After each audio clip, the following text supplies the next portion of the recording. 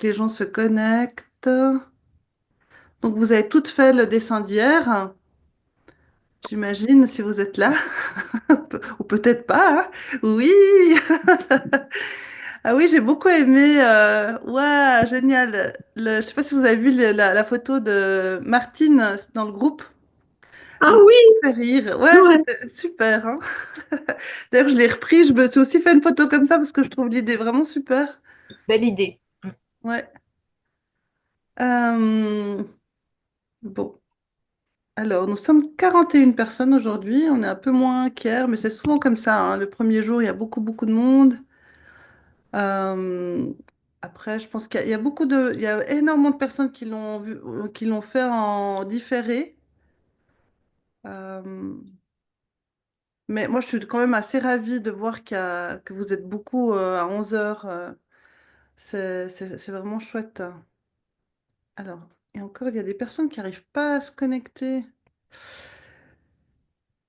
Bon, alors je pense que je vais démarrer quand même. Et puis je laisserai entrer au fur et à mesure. Ah, il y a encore du monde là, ouais. Donc aujourd'hui, nous allons voir une nouvelle méthode, une autre méthode que celle du dessin méditatif. Nous allons faire du dessin automatique aujourd'hui. Sur notre petit carré de 10 centimètres sur 10. Et là, je vais vous demander de travailler avec la couleur. Mais avant de démarrer l'atelier, je voulais quand même un peu parler de ce dessin, de cette méthode de dessin automatique. En fait, dans le mail, vous avez vu, j'ai trois points importants. Donc, le premier, c'est vraiment que ce dessin, cette méthode de dessin, elle permet de déposer sa charge mentale et de s'alléger. Donc là, moi, je travaille le dessin automatique parce qu'en fait, on utilise parfois ce terme-là pour parler d'un dessin où on se met en transe et puis tout d'un coup, il y a des symboles qui sortent dans le dessin et on passe à une interprétation du dessin avec l'idée qu'on parle avec le monde invisible. Alors, on n'est pas du tout là-dedans, hein. Moi, c'est pas du tout de ce type de dessin-là que je parle. C'est beaucoup plus physique chez moi, l'idée du dessin automatique. Le terme de dessin automatique a été défini par André Masson. C'est un artiste français qui a vécu la Première Guerre mondiale et c'est très en lien avec la guerre, avec toutes les horreurs que peut apporter la guerre. Et en fait, c'est lui qui le premier à utiliser ce terme-là de dessin automatique. Dans la formation, par exemple, vraiment, je développe cet aspect-là parce qu'il est important de comprendre que ce type de dessin, il va se concentrer sur la gestuelle, mais pour des raisons quand même qui ont une origine, si vous voulez, même si en soi le dessin automatique, il existe certainement depuis la nuit des temps, parce que je pense pas que c'est André Masson qui l'a inventé, mais c'est lui qui a donné cette nomination, en fait. C'est à partir de lui qu'on a commencé d'en parler comme ça. Euh, et puis, je voulais aussi souligner le fait que, vous voyez, moi, je parle beaucoup de dessin calme, parce que le concept du dessin calme, c'est vraiment de calmer votre esprit par le dessin, mais en utilisant des méthodes de dessin spécifiques. Et en fait, c'est pas juste dessiner lentement comme on a fait hier, hein, parce que ça, c'est bien sûr, ça calme, bien sûr, ça ralentit, bien sûr, mais parfois, ça suffit pas, en fait. Et parce qu'en fait, quand on a l'esprit qui est perturbé ou qui est rechargé, euh, où on est tout le temps en rumination avec des idées sombres, par exemple, ou alors c'est très lié à des émotions, quoi, des émotions extrêmement fortes. Et ben là, on a besoin de se décharger en fait de ça, et le dessin peut être un très bon moyen, et particulièrement le dessin automatique, parce que ça nous permet vraiment de déposer ces émotions qui sont très fortes qui sont angoissantes ou qui sont et là on va être dans une relation à la corporalité. Vraiment le corps, il va s'exprimer puis il va sortir tout ça de soi. Et c'est très important de le faire. Alors évidemment, il y a plein d'autres moyens de le faire, hein, mais avec le dessin, on peut le faire là et ça permet, si on n'arrive pas à l'exprimer autrement, par la parole ou par la danse ou je ne sais quoi, d'autres techniques, le dessin peut vraiment vous décharger. Parce que si on garde ces émotions négatives en soi, bah, on sait hein, que ça finit par sortir autrement. Puis c'est le corps qui les sort, quoi. Et donc, c'est pour ça que moi, j'ai choisi dans le parcours de la formation sur le dessin automatique, parce que je pense il est vraiment central. Il est central. On doit pouvoir euh, sortir Alors, on doit pouvoir se déposer, ça, c'est une première chose. Et puis, l'autre chose qui est... Alors, toutes ces tensions, voilà, elles vont sortir, elles vont se poser sur le papier.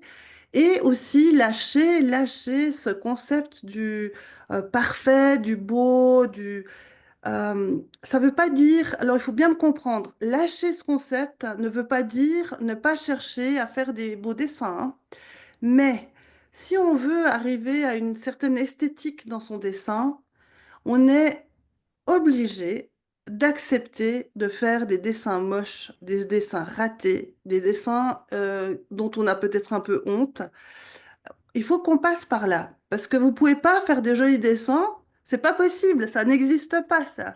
En fait, un artiste, il va raturer, il va réessayer, il va faire des trucs qu'il n'aime pas, il va réessayer encore et encore jusqu'à ce qu'il soit content.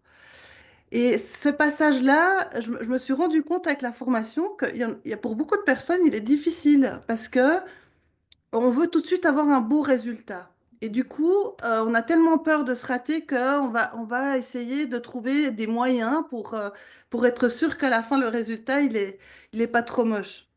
Mais en fait, vous coupez de votre propre créativité en faisant ça. Parce que même si vous suivez un tuto ou quelqu'un qui vous explique comment faire un joli bouquet de fleurs, par exemple, si vous vous coupez de votre propre créativité, ben, vous allez juste copier ce qu'on vous dit de faire, alors que si vous vous autorisez à faire faux, voilà, ben, vous allez pouvoir vraiment vous exprimer, même dans un cadre où on vous donne les pas à pas. Parce que même dans ce contexte-là, on peut être créatif. La créativité, elle peut se trouver dans des détails, hein. Donc, pour moi, le dessin automatique, il est central, en fait, pour pouvoir justement lâcher tout ça. Et alors aujourd'hui, on va faire un petit atelier qui est un peu une petite bouchée, un petit avant-goût de ce que ça peut être. Dites-vous bien que bah, c'est le haut de l'iceberg, hein. Mais en même temps, c'est chouette parce que ça vous permet bah, peut-être voilà, d'expérimenter pour une première fois. Et, euh, et voilà, donc... je pense que pour moi, c'était important de vraiment de vous transmettre ça parce que j'avoue que j'ai été très, très touchée de voir aussi toutes ces personnes qui, au début, hésitaient, puis en fait, très vite, elles se sont pris au jeu et puis ça leur a permis vraiment de s'autoriser à être créative, en fait. C'est de ça qu'on parle, hein. S'autoriser à être créative et ça passe par faire du moche, faire du... Voilà. Et puis surtout, ça va vous apprendre à vous connaître mieux dans le dessin. Parce que hier, on a vu un dessin qui vous apprend à être plus précise, à avoir plus de dextérité, à être plus concentré. C'est quelque chose de beaucoup plus appliqué, si vous voulez. Aujourd'hui, on va parler vraiment du mouvement, de la main, de ce qui émerge. Et puis vraiment là, il faut vous lâcher en fait, hein. Donc, vous allez voir aussi que dans l'exercice que je vous propose, je fais un petit peu un contre-pied dans le sens où on va se lâcher, on va faire des gribouillis, mais ils sont quand même un tout petit peu cadrés.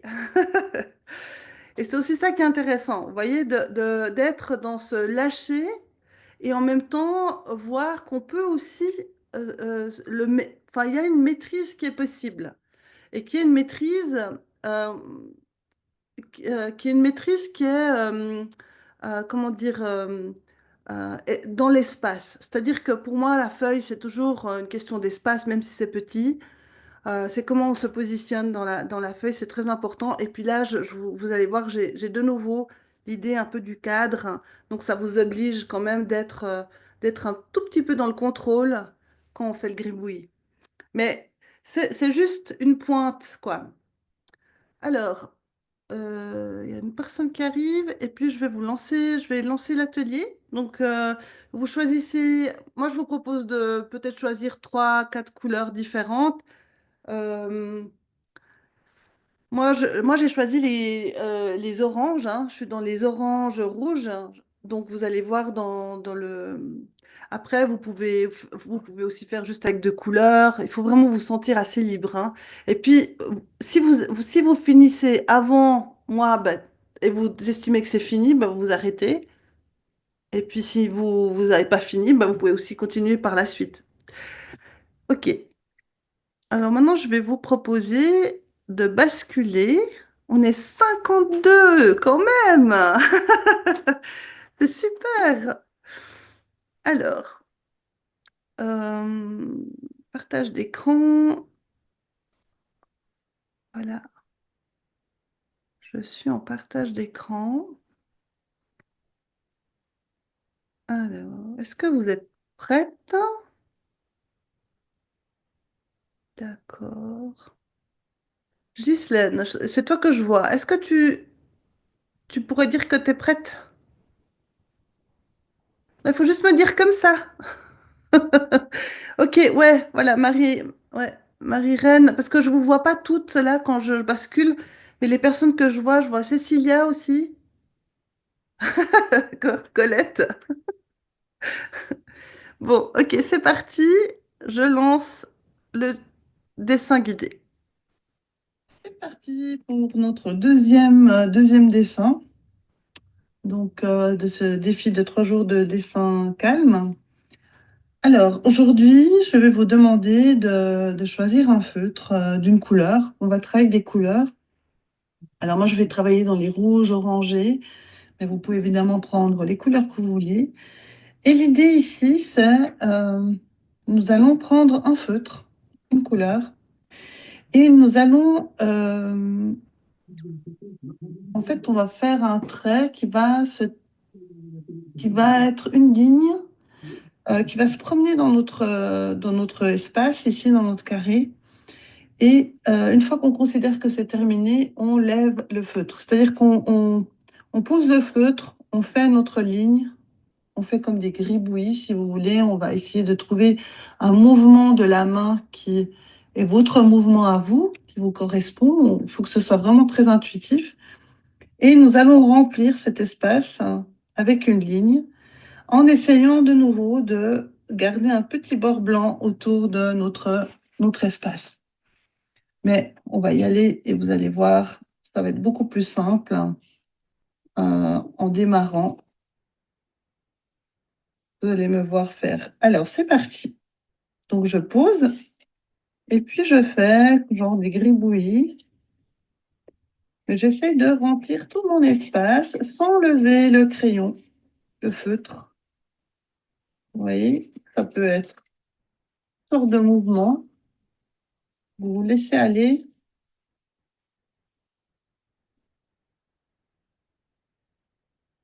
et en même temps, il y a cette volonté. La seule volonté qu'on a ici, c'est de faire un carré dans un carré blanc, de faire un carré en couleur rempli avec des gribouillis. Voilà, c'est ça l'idée. Et il faut pas si vous vous sentez crispé, lâchez un petit peu la main. On est dans cette idée de remplissage où il peut y avoir des zones qui tout d'un coup se marquent plus que d'autres. Mais on est simplement dans la recherche d'un geste qui nous est agréable en tournant autour de cet espace qui est ce carré. Voilà. Et maintenant, je vais m'arrêter. Voilà. Et je vais prendre une autre couleur. Je vais faire la même chose avec une autre couleur qui est plus dans les oranges. Voilà. Et je me lance et je refais un gribouillage.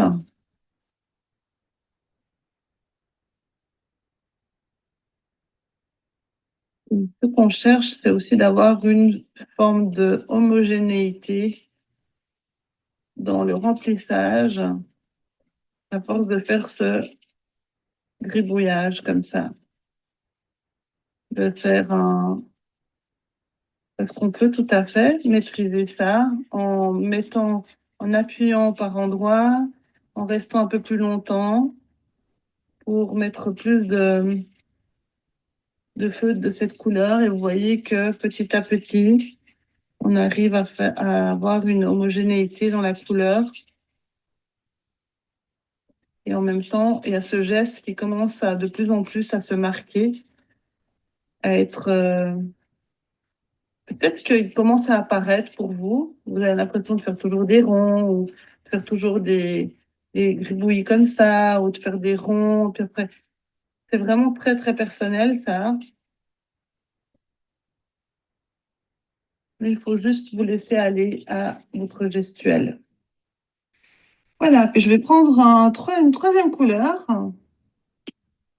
Je vais prendre une couleur plus violacée. Attendez, je vais voir si ça... Juste... Non, c'est trop foncé. Je veux quelque chose de violet. Ouais. Je vais choisir ma couleur. Ah ouais, ça peut être pas mal. Ça sent un peu de l'orange ou alors un brun. Non, peut-être plutôt brun en fait. Ouais, ça c'est bien. Comme ça, je reste dans les mêmes tons, un peu rouge, rouge chaud. Voilà, et j'y vais avec mon brun un peu plus épais. Puis on voit que ça commence à se densifier aussi, la couleur.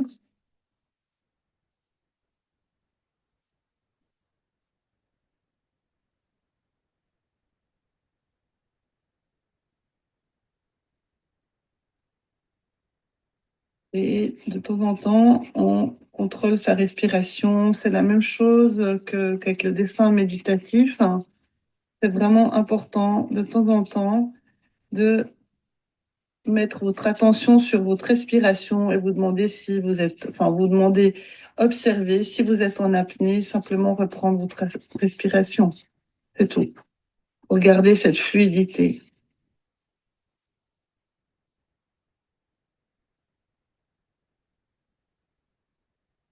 Voilà. Et maintenant, on est content. On sent vraiment cette homogénéité euh, dans ce carré. Et ce qu'on va faire maintenant, c'est qu'on va reprendre notre dessin d'hier et on va le superposer. Et vous voyez que là, on, on a, on voit notre soleil qui a cette structure comme ça, qui est vraiment homogène. Et nous allons faire, on va prendre peut-être 3 centimètres entre le dessin d'hier, là, le rond d'hier, et le rond rouge. Et on va faire le tour tout doucement. Vous voyez, en essayant de garder, et vous voyez que je le fais vraiment à l'œil, hein. Vous pouvez tourner légèrement. Vous pouvez aussi simplement faire le tour de votre rond, enlever ça et puis le faire après, c'est peut-être plus facile. Ouais, on peut faire aussi comme ça, hein. Faire le tour, hein, comme ça. Voilà. Enlever notre... Voilà. Ouais, mais après, vous ne le voyez pas. Attendez, moi, je vais le reprendre parce que vous ne voyez pas ce que je fais après. Alors, je vais reprendre comme ça. Faire mon tour avec mon crayon. C'est juste pour marquer. Après, je le ferai avec le crayon noir afin que ce soit plus clair, hein, qu'on le voit plus facilement. Voilà. OK. Et maintenant, je vais faire le tour avec mon crayon, mon feutre noir.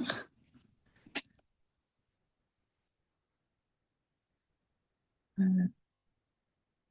Et nous allons faire comme hier. On va faire un trou pour préparer à notre dernier dessin. Notre dernier dessin. Voilà. Je vais faire le trou là. On m'a donné le trou. Alors, comme hier, je vais prendre mon cutter et faire mon trou. Et vous pouvez bien sûr le faire avec les ciseaux, hein. C'est plus facile pour vous.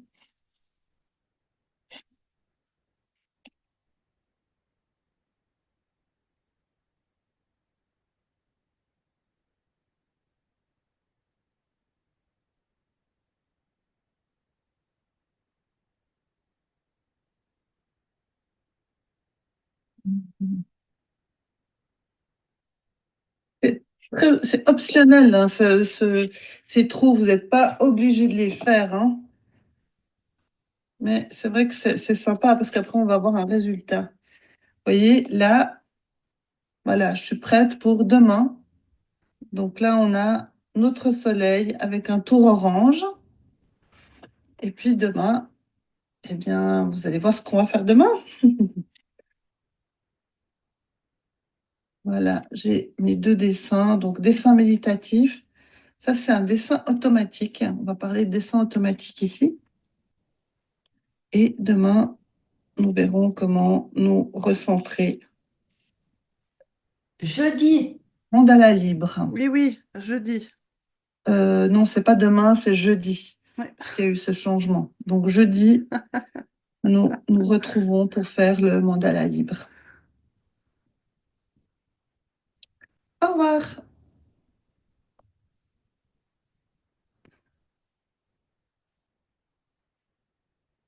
Oui, jeudi. Oui, oui, même moi, je me suis emmêlé les pinceaux quand j'étais trop concentrée sur ma découpe. Donc là, c'était plus court que hier, hein, évidemment. Le dessin automatique c'est plus rapide parce que on est dans l'énergie, et c'est vrai que ce format de 10 sur 10 pour le dessin automatique, c'est presque un peu petit. On évite à l'étroit parce on a vraiment envie d'avoir une gestuelle un peu plus ample. Et je vous le conseille, hein, si vous aimez ce côté un peu euh, vraiment essayer. Parce que, en fait, je me disais avant de préparer l'atelier aujourd'hui, c'est que très souvent, on se dit, ouais, c'est facile, pas de problème, je peux le faire. Et souvent, c'est un problème d'autorisation, en fait, hein, de se dire, mais pourquoi est-ce que j'essaierais pas plus grand? Pourquoi? Et en fait, c'est tellement libérateur une fois que vous avez essayé. Mais c'est vrai aussi que de le faire dans un cadre, dans un environnement comme ça qui vous suit, ça peut vraiment vous aider à faire le pas, à passer le pas, à vraiment le faire. Et puis surtout, en fait, dans la formation, moi, j'ai, comment, j'ai mis 4 exercices qui sont chacun c'est aussi ses particularités afin de vous amener à vous libérer de plus en plus. Et c'est vraiment un parcours vita du dessin, en fait. Je peux l'appeler comme ça. Je sais pas si vous connaissez le parcours vita. Je sais pas s'il y a en France. En tout cas, en Suisse, en gros, c'est dans les forêts. Vous avez un espèce de parcours où vous pouvez, en fait, avec des arrêts, et puis vous pouvez donc soit courir, soit marcher. Et à chaque arrêt, vous avez un petit exercice physique à faire. Et ça s'appelle Parcours Vita parce que c'est pour la vitalité, pour se sentir mieux, etc. Donc, C'est un peu ce que j'ai créé avec ma formation, mais pour le dessin. Je me suis dit l'autre jour, enfin là tout à l'heure, je trouve que ça fonctionne bien d'en parler comme ça. Et donc, dans le dessin automatique, les 4 exercices sont importants parce qu'ils vous amènent petit à petit à vraiment comprendre comment on lâche prise. Euh, Parce que parfois, on pense avoir lâché prise, en fait, c'est pas le cas. Et c'est vraiment ce moment, il est libérateur pour votre créativité par la suite, quoi. Donc, ouais, donc voilà. Alors, je sais pas, en fait, on a pas mal, on a presque 15 minutes, hein. Je sais pas si vous avez envie de me poser des questions ou d'intervenir. C'est vrai que hier, c'était un peu plus long. Aujourd'hui, peut-être, jeudi, ça sera peut-être aussi un peu plus long parce que on va faire un dessin qui demande un peu plus d'attention. Euh, Attendez, il y a des commentaires. Alors, Sophie, bonjour à chacun. Ravie d'être là pour me déstresser d'une nouvelle réponse négative à une candidature reçue ce matin. Oh. Bon, j'espère que tu t'es déstressé. Alors, j'ai hâte de voir le résultat de la superposition de nos œuvres. Oui, oui, oui. Alors, jeudi, on va voir le résultat, effectivement. Euh, Ah, ben, voilà, c'est super. Je crois que c'est Caroline déjà qui hier, elle avait posté. Vous voyez, vous pouvez partager dans le groupe ici. C'est sympa de voir, hein. Alors, quand on gribouille, faut-il le faire vite? Non, en fait, il n'y a pas. Alors, au niveau de la vitesse, il y a pas de règle, en fait. Pour le dessin méditatif, c'est vrai que la lenteur est importante, c'est une notion importante. Mais pour le dessin automatique, il y a pas une. Ça entre pas, c'est pas ça qui est important, en fait, la vitesse. Ça peut être lent, ça peut tout à fait être lent. Dans le dessin automatique, ce qui est important, c'est vraiment de se concentrer sur sa gestuelle, en fait, vraiment sur l'amplitude ou parfois on a besoin d'avoir de l'amplitude dans sa gestuelle. Parfois, à l'inverse, on va être beaucoup plus peut-être rapide, plus nerveux. Mais le geste, il va vraiment se superposer à la personne que vous êtes, à vos caractéristiques et aussi à votre état, en fait, à votre état mental, à votre état physique aussi, hein, parce que si vous avez des difficultés physiques, vous tenez, je sais pas, vous tenez pas bien votre crayon ou vous avez des difficultés de ce type-là, eh bien là, ça pourrait être un avantage. Enfin, un avantage dans le sens que cette difficulté, vous pouvez la développer pour que finalement le tracé que vous allez faire va être particulier à votre difficulté.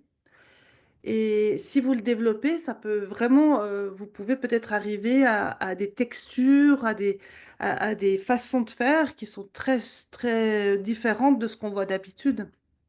Donc, vous voyez, c'est vraiment euh, très lié au corps. C'est la méthode de dessin la plus corporelle en fait, hein. Très souvent, par exemple dans les artistes que je donne un exemple, c'est des artistes qui font des peintures très grandes dans lesquelles le corps est totalement impliqué, où vous allez avec le pinceau et puis c'est vraiment, vous dansez pratiquement avec la toile, hein. Vous êtes debout, c'est tout le corps qui est en action, c'est comme une danse. On n'est pas du tout dans un petit format où c'est juste la main. Mais évidemment, moi, je ne peux pas vous proposer de faire un dessin de 3 mètres sur 3 en 10 minutes. Ça va, c'est pas possible. Mais voilà, c'est ça. Donc la vitesse, c'est vraiment votre vitesse. Vous pouvez vraiment le faire aussi de façon très lente, hein. Pourquoi pas? Si pour vous c'est comme ça qu'il faut que ce soit. Je vais refaire. Je n'ai pas assez rempli. Ouais. Alors, de nouveau, hein, c'est ça aussi en fait, hein.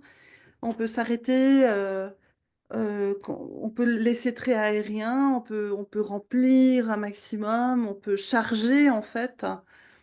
Mais essayez de faire dans cet exercice, ce qui est intéressant, c'est de ne pas lever le feutre, enfin, d'essayer de vraiment rester.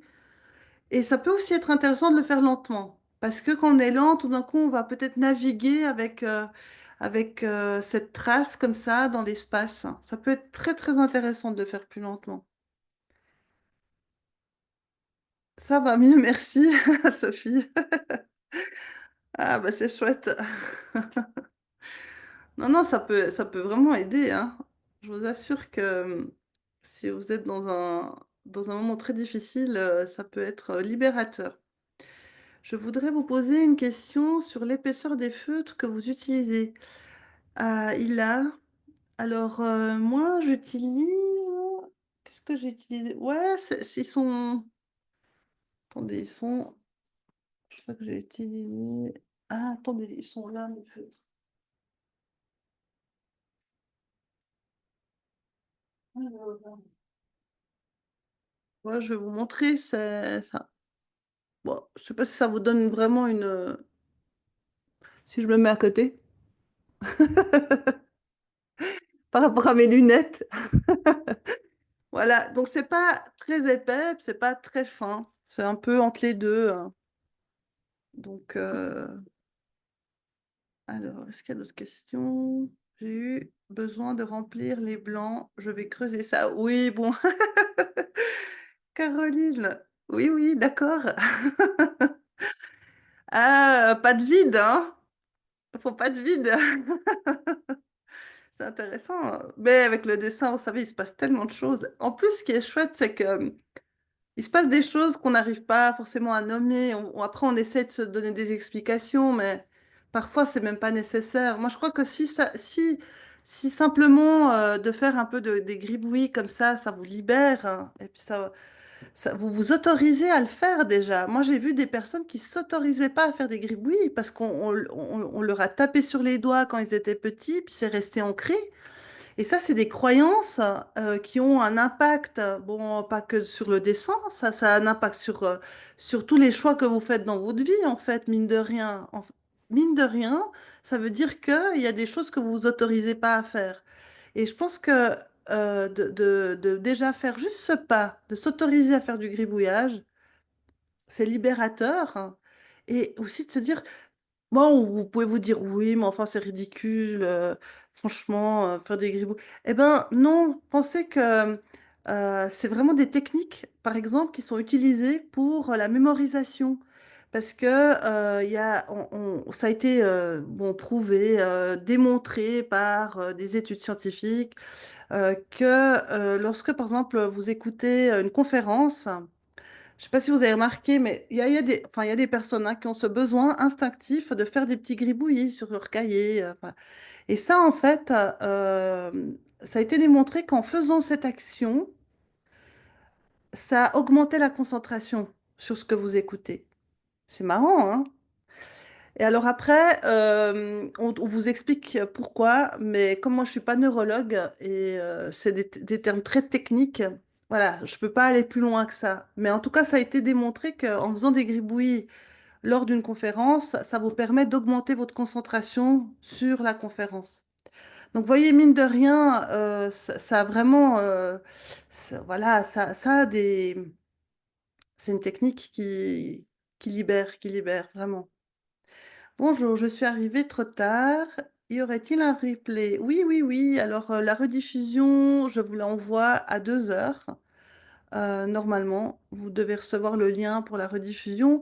Et si vous êtes dans le groupe Facebook, je mets aussi le lien dans le groupe Facebook. Donc, je vais peut-être le remettre ici pour celles qui sont pas encore dans le groupe.